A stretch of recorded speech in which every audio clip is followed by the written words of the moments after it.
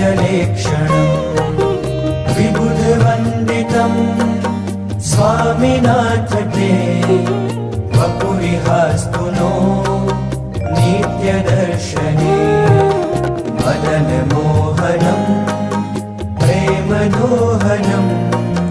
नयनगोचरं भक्तसञ्चरं भुवि सुदुर्लभं स्वामिनाथ ते वपुरिहास्तु नो नित्यदर्शने निजजनैः सदा वाञ्छितं हृदा परसुखावहं रुत्तमोपहं परममङ्गलं स्वामिनाथ ते वपुरिहास्तु नो नित्यदर्शने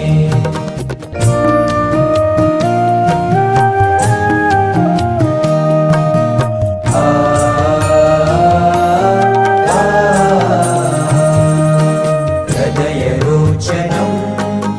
बद्धमोचनं विगतशोचनं दीर्घलोचनं मृदुसिताम्बरं स्वामिनाथ ते वपुरिहास्तु नो नित्यदर्शने मधुरभाषणं पुष्पभूषणं विजितदूषणं शोकशोषणं रहसदाननं स्वामिनाथ ते वपुरिहास्तु नो नित्यदर्शने कुसुमशेखरं कोमलान्तरं सदयदर्शनं दुःखकर्षनं विधिहरार्चितं स्वामिनाथ ते वपुरिहास्तु नो नित्यदर्शने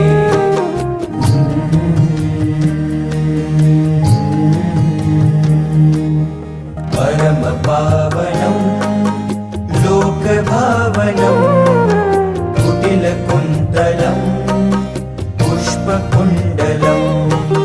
भवभयापहं स्वामिनाथ ते वपुरिहास्तु नो नित्यदर्शने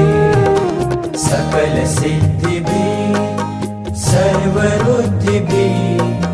श्रितपदं सदा योगिभिर्मुदा तदिदमेव हि स्वामिनाथ ते वपुरिहास्तु नो नित्यदर्शने तव निवासतो दुर्गपत्तनं जयति भूतले सर्वतोधिकं भवतु पाश्रया मुक्तिरत्रय वसति सर्वदा न्यत्र दुर्लभा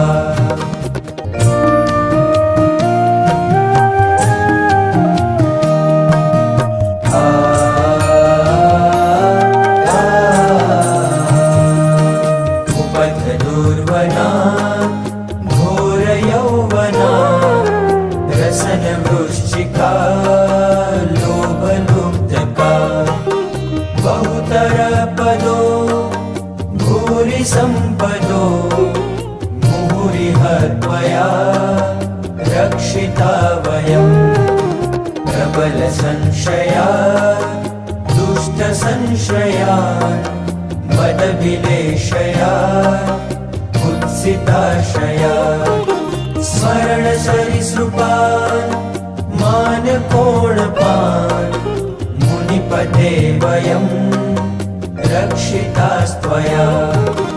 अशुभभावतः क्रोधधावतो मृतिजनुर्भयात् पापदुर्नयात् मधुमहाविशात् सर्वथा मिषात् यतिपते वयं रक्षितास्त्वया विषयवारिणे स्तारिता यथा करुणया वयं भूरि दिशस्तथा तव पदाम्बुजा शक्तिविघ्नत सततमेव न पातुमर्हसि वचनमानसं त्वत्पदाम्बुजा व्रजतु मान्यतो नाथ न सदा इति वयं मुहुः प्रार्थयामहे निजजनप्रियं त्वामधीश्वरम् निजजनप्रियं त्वामधीश्वरम्